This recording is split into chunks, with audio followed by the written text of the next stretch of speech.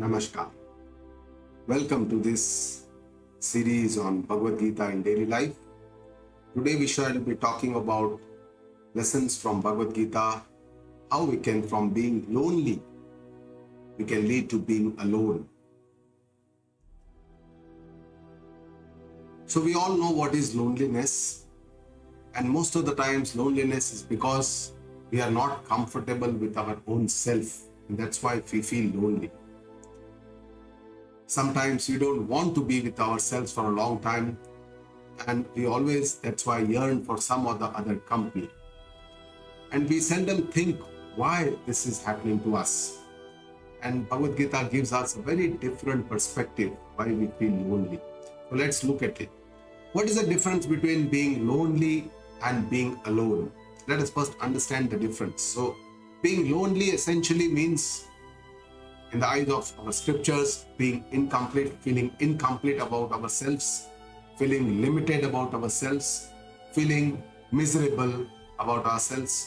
And that always leads us to seeking something so that we can feel the fulfillment. We can feel either it could be a person, it could be an object. That is what we seek, so that we feel complete and we feel, we feel better. On the other side, being alone is actually a state of joy, and it comes out of abundance within. So this is the understanding of the wise person who does not feel that lonely because they have a lot of abundance and it comes out of joy. So there is no misery, there is no pain. They enjoy the state of being alone. Why are they enjoy this state? Because they are happy with their own self. They don't need other things for happiness. And they know that happiness is a part of their own self. It comes from within. And that is the understanding of that wise people. They feel fulfilled with their own self. They don't seek anything else for fulfillment. And the underlying understanding beyond this is that they are able to see a oneness and unification. And because they are able to see this oneness in this eternity, they don't feel miserable. So let us see what is this vision of Bhagavad Gita. The grand lofty vision of Gita ji is the vision of our Upanishads, the Vedanta. It tells us that I am self, I am the complete self. I am Paripurna, I am completely fulfilled. And I am, the Ananda Swarupa. I am completely fulfilled. All the happiness is within me. There is nothing that is outside. So if I am aware of this self, and if I try to know this self, and after knowing this self from our scriptures, from a guru, we try to understand it, how it is possible. Why do I feel that happiness comes from outside? How can I understand that happiness is part of myself? And then we need to try to assimilate this in our life.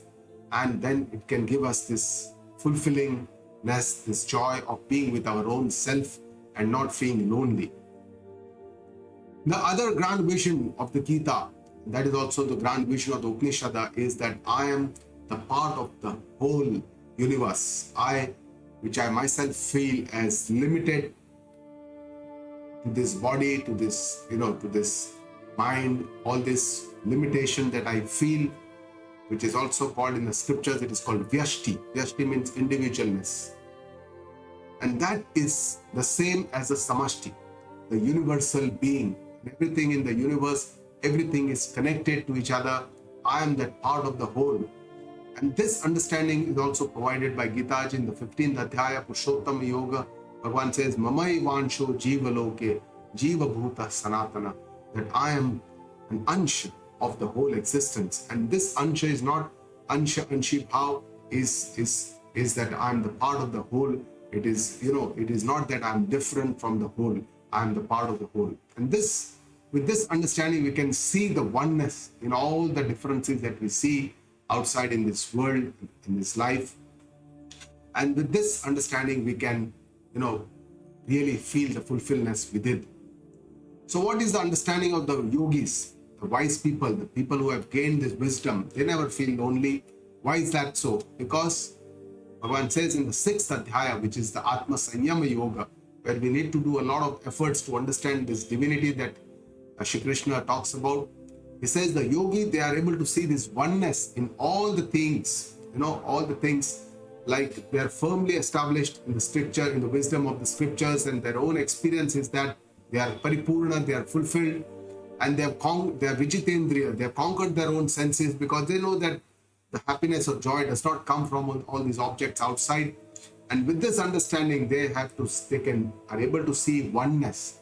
Samaloshtashma kanchana, in sand, stone, and gold. In all of these, they have samabuddhi. Essentially, it doesn't mean that they see everything as the same. They also see the difference in the name and form of sand, stone, and gold, but they don't have too much of importance to gold and not giving too much importance to sand or stones. Their understanding is samatva. They are in samabuddhi because their vision is on the substratum, not on the forms. And this is the final understanding of the wise or the yogi purusha. So this integrated person, Bhagavan says, is the yogi. Not only in the things, but even in all the beings, they see the oneness. Bhagavan says in the 6th adhyaya again, that in the friend, in the enemy, in the saints or in the sinners, in all these different kinds of people, they are able to have a samabhav. They are samadarshi in all the beings. And with this sameness of vision, they are the Mahapurusha, they are the wise people. How are they able to see this oneness? One tells us in the 6th adhyaya, later on, after he talks about the meditation and all these shlokas of meditation, how we can understand, he says, Sarva Bhutastamatmanam. Because they are able to know that within all the beings there is this Atma Tattva, this consciousness, which is one. So though the beings or the forms or the bodies are different, but within that the consciousness is one and the same. And Sarva Bhutani cha Atmani. One says, they see that all the beings are within this consciousness. That is understanding. It is not that there is limited consciousness with all the beings, they are all different, but all the beings is within that consciousness, and that's why it's one and the same. And that is the understanding of the wise person. This is a vision of the Yukta Yogi, and with this they are able to see the oneness everywhere. Sarvatra Samadarshanaha Vasudeva Sarvamiti. Bhagavan says that this is the vision of the wise person. They see this divinity everywhere. They see this oneness everywhere. So how can we understand? Vedanta uses a very common example of Ghata and Ghatakasha and Mahakasha to make us understand this, to give us this understanding. So the space within this pot or the akara or the pot is called the Ghatakasha, which is the space within this pot, within the pot. The outer space, the one space, is called Mahakasha, which is the one space. And the differentiation between this Mahakasha and the Ghatakasha is nothing by this form. So essentially the space is one, but only because of this form we feel or we perceive that there is a space within the pot, there is a space outside the pot, but essentially there is just one space. And with this transient pot-like appearance which will come and which will go, then the space appears limited. And this is similarly, there is only just one consciousness. All these beings, all these bodies, all these life forms, they appear within this and then they disappear after some point of time, but there is just one consciousness. This is the understanding. How can we see this oneness in all the differences? We can see by seeing this Sarvavyapak Chaitanya, this universal consciousness, and understand and feel the with the same consciousness. And this is something which is a truth which is told by our Upanishads. It is the essence of all the Upanishad knowledge. There is no imagination. Not only this is the truth, but this is the experience of the wise, the Mahapurusha, the people who have had wisdom, and they can see this oneness in everything, all the differences. And this is possible because their vision is not on the karya or the effect, because all these effects have the nama rupa, all the names and forms which are different, which are variable, which come and go. But beyond this, there is this cause, the karan, the Brahman, Ishwar, which remains one, which is never changes. So even the 6th adhyaya, Bhagavan tells us how we can see this oneness between Atma and Paramatma, the Vyashti and the Samashti, between Jiva and Brahma, how we can see this. He says, one who sees me everywhere and sees that everything is within me, he says, always sees me, I'm never destroyed, I've never gone, and I always feel very close to that person. Tatsyaham na pranashyami, sachame na pranashyati, Bhagavan says. So this is what we should endeavor, seeing the Sarvavyapaka Chaitanya. We can call it Paramatma, we may call it Bhagwan, we may call it by any name, Tattva, we may call it by Chaitanya, we may call it by Atma, Paramatma, whatever. But essentially it is one universal consciousness. We initially may not understand this, but we can feel it initially, and then gradually over a period of time we can understand it, we can know it well and assimilate it in our life.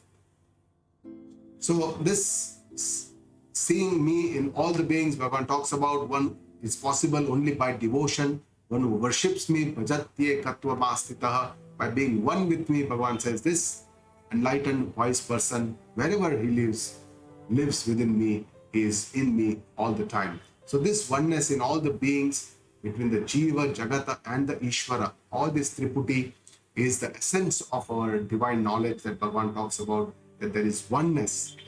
That's why it is called Advaita Vedanta, where you see the oneness behind everything, and this oneness is something that we can definitely know, understand by the scriptures.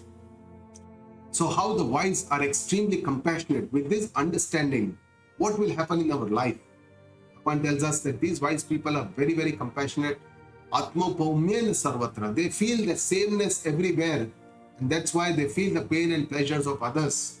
They are not dukhi by others' sukha, or they are not, they don't have the attitude, but they can feel the pain of others. And such yogi is the greatest, Bhagavan says, in my opinion, because they have, they have a great compassion for others. And in the 13th Adhyaya, which is the Kshetrajna Vibhaga, again Bhagavan talks about how we can see this wholeness, connectedness of the entire universe. He says, the Kshetram api mam vidhi. Know that I am the knower, I am the Kshetrajna of all that can be known. The thing that can be known, idam shariram kshetra. He says, all this sharira, all this jagata, everything is kshetra, whereas I am the knower of everything, and behind all these bodies, I am the knower, Chitta Swarupa, Bhagavan, Chaitanya, and that is the real knowledge. Bhagavan says, this knowledge of the Kshetra and Kshetrajna is the true knowledge, in my opinion. The 13th Adhyaya is also called the Kshetrajna Vibhaga Yoga. So this, here we need to discriminate what is the seer, who is a seer, and what is the seen. So there is a difference between I and mine, because we say this is my body, this is my mind, these are my words, this is my thoughts. So this belongs to me. But who is that I? I am the seer, I am the so Bhagavan tells us Kshetra is the idam, what can be experienced, the Jagata, the Sharira, and I am the Kshetrajna, I am the knower of all this aham, and I can feel it, I can understand it, I know it. So Bhagavan tells us that I am the Kshetrajna of all the Kshetra, and I am that, and that's why we can understand that the Jeev and Brahma is not different. Aham Brahmasmi. That is the Mahavakya of the Upanishad that Bhagavan tells us in all the 6th and the 13th Adhyaya. So this is how we can understand the the oneness between the Atma, Paramatma, the Jiva and the Ishwar, that I am limited, I am complete, unlimited consciousness. So essentially we spend all our life in our world, in our life for knowing the knowledge of this world, our own profession, some science, some knowledge, some facts based on, and this is called aparavidya. And what is given in our scriptures is the paravidya, which is the knowledge of the self. That is something which is worth knowing, because this gives us a very different vision of our own self. How we can understand this oneness? By seeing that God is the creator, the sustainer and the destroyer. He is the one person. It's not different in these different forms. How it is known as Vishnu when he is the nurturer, he is the Shiva, he is a destroyer, and he as a creator, he is a Brahma. All this is one, because Ishvara is the one whose different forms we can see. And that's how we can see the unseen. It says with all these humans and animals, we can see the presence of the Lord, the divinity uniformly. And behind all these changing bodies, we can see that changeless. In the 13th Adhyaya, Bhagavan says that this is the true vision. If somebody can see this changeless entity behind everything that keeps changing, and our Upanishads also tell us that Ishavasya Midam Sarvam, all this is pervaded by the one Lord, which we need to understand. That is the true vision for us to know. In the 18th Adhyaya, Bhagavan says from purity, how we can go to that Shuddhi, from Shuddhi to oneness, that by divinity, by bhakti, by jnana, how we can attain that ultimate knowledge. Bhagavan says by being nashochati nakanshati, being equanimous, and then finally samah sarveshu bhuteshu, seeing one Chaitanya Paramatma in all the beings. Bhaktim labate param, by my devotion one can attain that highest state that is only possible by bhakti.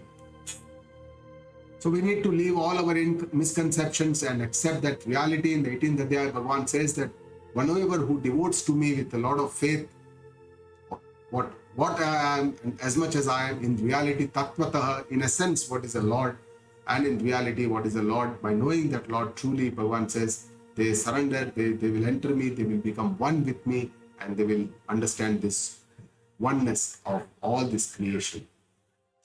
We should not feel alone by knowing the fact that God resides within us. We very commonly say in our day-to-day words that yes, there is divinity within me. In every person there is divinity. And Bhagavan tells us in Bhagavad Geeta in the 18th shloka here, Aishwaraha sarva bhutanam riddhashe tishtati, O Arjuna. He says God is sitting inside the heart of all the beings, Antaryami as an Antaryami.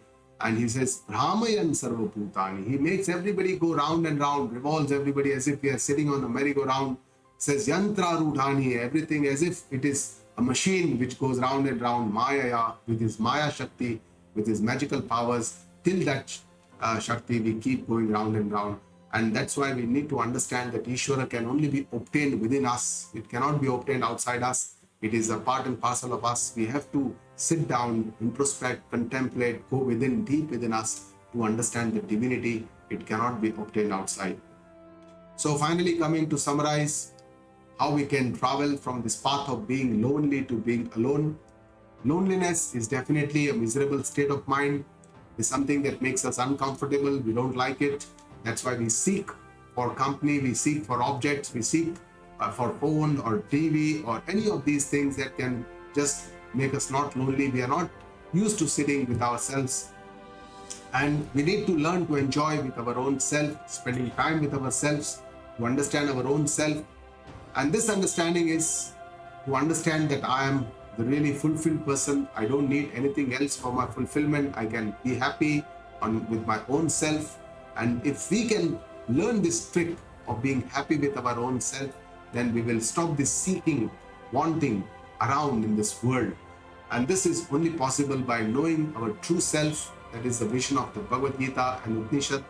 And this true self is a real happy self. It is Ananda Swarupa. And this is the real happiness which comes from within. And this is the yatra for ourselves, from being lonely to being alone. We need to travel on this path which has been prescribed by our Bhagavad Gita and Upanishad, our ancient timeless scriptures which give us the timeless wisdom, how we can live our life, how we can understand ourselves with a true understanding, how we can change our life from being miserable. We can be ever happy, and we can be happy with our own self by this understanding. With this, I come to the end and I pay my gratitudes towards the Lord, with whose grace everything is possible.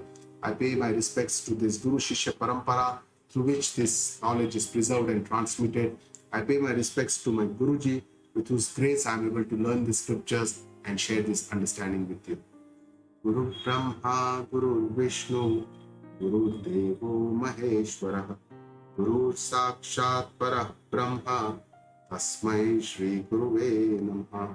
Om Shanti, Shanti, Shanti.